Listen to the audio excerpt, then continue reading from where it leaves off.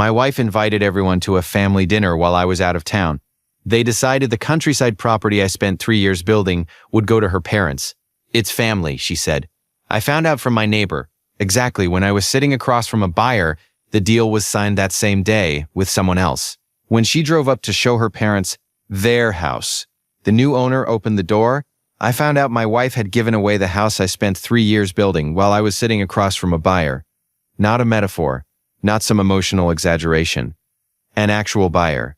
I was at a small office just outside Dayton, still in my work boots, with dust on my jeans, and a folder full of documents in front of me.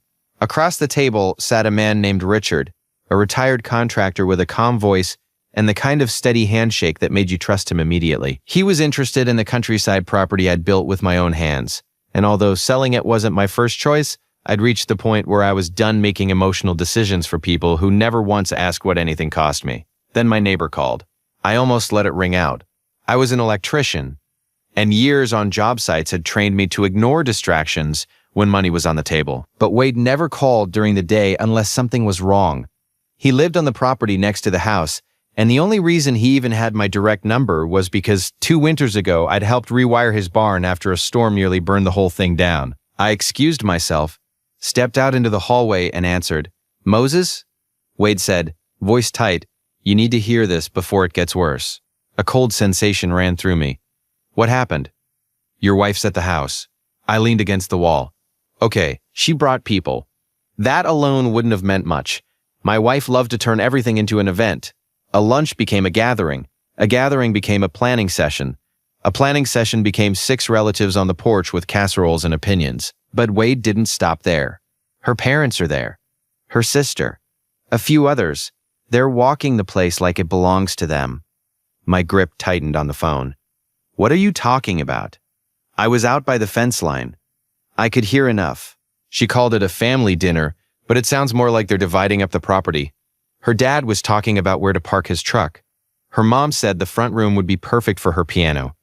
"And your wife," he hesitated. She said, "It's family. Moses will understand once it's done." For a second I couldn't hear anything at all. The hallway, the office, the air conditioning humming above me, it all dropped away. "Say that again." Wade lowered his voice. "She told them the house would go to her parents. Not might, not one day would. The property I bought. The house I built. The place I bled into for 3 straight years while everyone else called it sweet, ambitious, maybe even romantic, as long as they thought it would somehow benefit them." I looked through the office window at Richard sitting at the table, patiently reviewing the preliminary documents. I had come there, half unsure whether I could go through with it. The house had once represented everything I thought my marriage could become. Peace, privacy, something solid and self-made. Lately, it had become the opposite. A source of demands, a symbol other people felt entitled to, a thing I was expected to hand over, because keeping what I built was somehow selfish. Now I knew exactly what I wanted to do. "When did they get there?" I asked. "Maybe 30 minutes ago." "Did she say I knew about this?" Wade gave a humorless laugh. "She sure acted like it." I closed my eyes for one moment, then opened them again. "All right," I said quietly. "Thanks for calling. You want me to do anything?" "No." I stared through the glass at the folder on the table. "Just stay out of it. But if they're still there in a couple hours, maybe watch from your side." "You got it." I ended the call and stood perfectly still. "It's family," she said. That phrase had become a weapon in my marriage. Her parents needed help with a roof repair? It's family. Her brother needed to borrow money again. It's family. Her mother wanted to store a few things in my garage for 6 months. It's family. When her father hinted that the countryside house would be a perfect place for them to retire someday, I'd laughed because I thought it was a joke. My wife hadn't laughed. She just stirred her coffee and said they've always wanted a place like that. I remembered looking at her then. They? She'd shrugged. Us.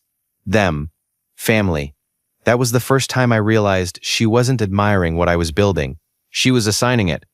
I went back into the office and sat down across from Richard. He looked up. "Everything all right?" I looked at the papers, then at him. Better than it was 5 minutes ago.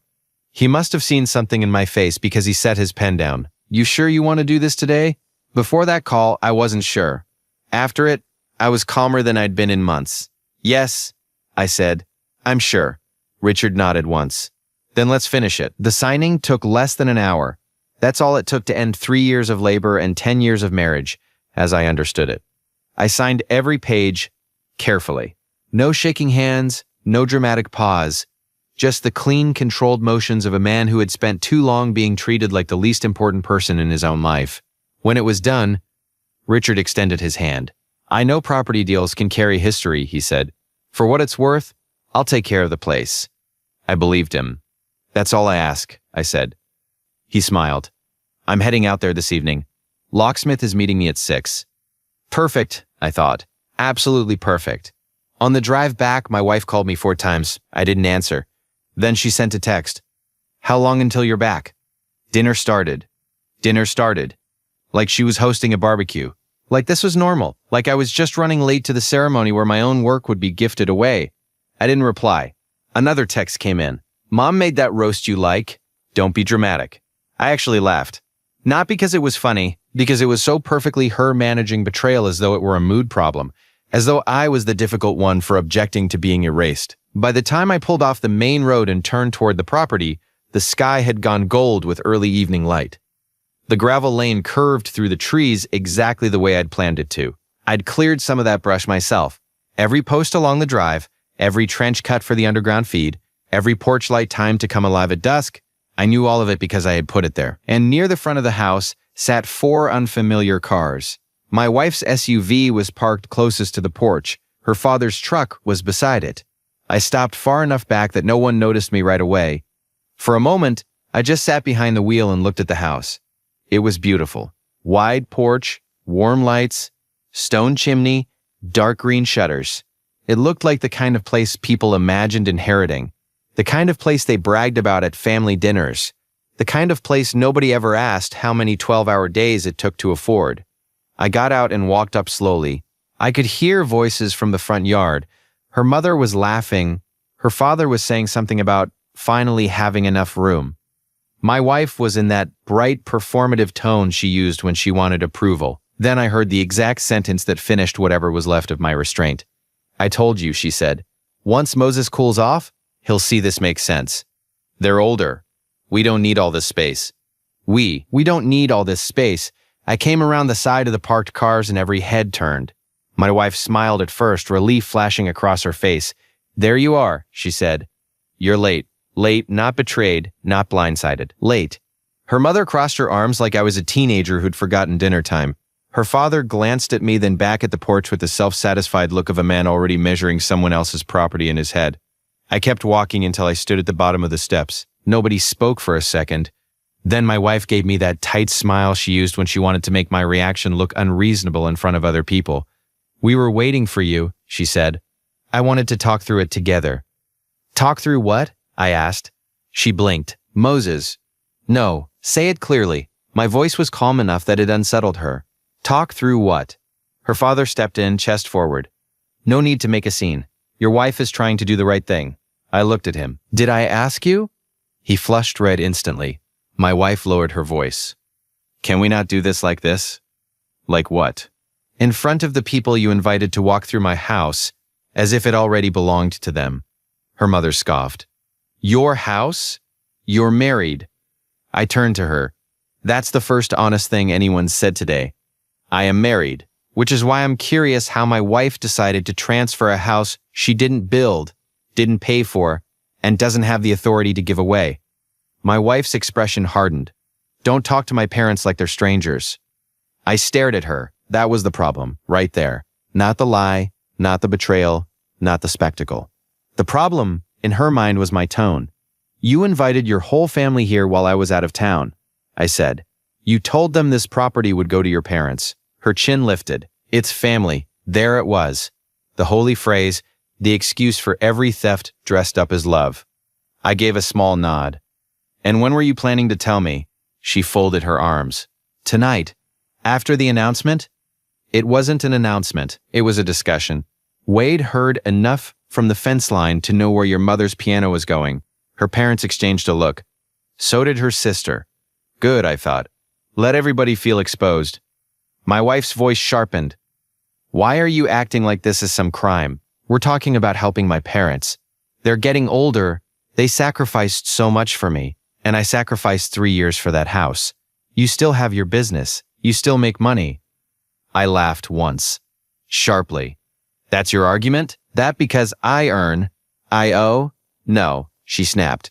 Because you have more than enough and they don't. I took a step forward, then buy them a house. Silence. Her father muttered, selfish. I turned to him. Stop it. Just stop. You're embarrassing yourself. Embarrassing myself. Standing in front of the house I built while my wife tried to hand it to her parents. And somehow I was the embarrassment. I looked at all of them then. At her mother already picturing curtains in the windows. At her father pretending authority. At the sister who never met a free meal she didn't approve of. And finally at my wife, who truly believed this should have been accepted because she had declared it to be noble. Then a car pulled into the drive behind me. Headlights swept across the yard. Another truck followed, the locksmith. And Richard, at first no one understood. Richard parked, got out, and looked from me to the group gathered on the porch. The locksmith stepped out with a tool case and a clipboard. My wife frowned. Who is that? I didn't answer. Richard walked up with the easy confidence of a man arriving at property he had every legal right to enter. Evening, he said. Her father frowned back. Can we help you? Richard glanced at me. You want to tell them, or should I? My wife's face changed, just slightly, but enough. Moses, she said slowly, who is this? I met her eyes. This is the new owner. No one moved. The silence that followed was so complete I could hear the insects in the grass. Her mother gave a short, confused laugh. What? Richard took a folded document from his pocket. Sale closed at 5:07 p.m., property transferred in full this afternoon. My wife stared at me like she had misheard the language itself. You sold it? Yes. Her father barked. To him? Yes. Her mother stepped off the porch. You can't do that. I looked at her. I already did. My wife's voice dropped to a whisper. You sold the house today?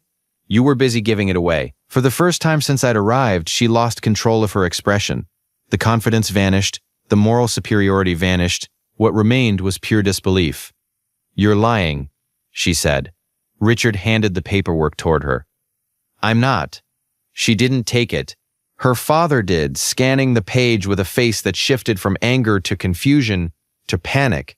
This has to be fake. The locksmith, apparently deciding this was above his pay grade, quietly stayed near the truck. I almost felt sorry for him. Almost. My wife came down the steps so fast she nearly stumbled. Moses, are you insane? No, I'm done. You sold our house out from under me. I held her gaze. No, I sold my property before you could turn it into your parents' retirement gift. You vindictive. No, I cut in. Careful, you don't get to stand here after trying to ambush me and talk about betrayal. Her mother's voice rose to a shriek. Where are we supposed to go now? I stared at her, stunned by the entitlement. Nowhere, I said, because you are never moving in. Her father crumpled the papers in one fist. You think this is funny? I think it's accurate. My wife took another step toward me, voice trembling now with fury. 3 years. 3 years we planned that place together. No, I said. I planned it. You decorated conversations around it. That hit. I saw it land. Because it was true, and she knew it. I was the one who woke before dawn to drive out and meet concrete crews. I was the one who spent freezing Saturdays pulling cable. I was the one who came home with cuts on my hands and dust in my lungs. She came by for photos, for social media updates, for the dream, not the work. You should have talked to me, she said. That nearly broke something dark loose in me. I should have talked to you, I repeated. You invited your entire family to a family dinner and told them the house was theirs while I was out of town. She opened her mouth, but nothing came out, because there was nothing she could say that didn't expose her completely. Richard cleared his throat, awkward but firm. I'm going to need the property vacated. Her father spun toward him. You stay out of this. Richard didn't flinch. Sir, I'm literally the only one here who belongs on this land besides Mr. Moses until he leaves. That was when the full reality finally hit them. This wasn't a threat, wasn't a bluff, wasn't a marital fight that could be manipulated later with tears and group texts and accusations about tone. It was over. The house was gone. Her mother looked at my wife as though she had personally failed some grand performance. You said this was handled. My wife turned on her. I thought it was. I let out a breath through my nose. There it was again. She thought, she assumed, she declared, and reality was supposed to rearrange itself around her certainty. Her sister muttered, "Maybe we should go." Smartest thing anyone had said all day. My wife pointed at me, shaking. You did this to humiliate me. No, I said quietly. You did that yourself. I just refused to be the last person told. For a long moment, no one moved. Then Richard nodded to the locksmith. Go ahead. The locksmith walked to the front door. Her father started forward. The hell you are. Richard lifted a hand. Don't.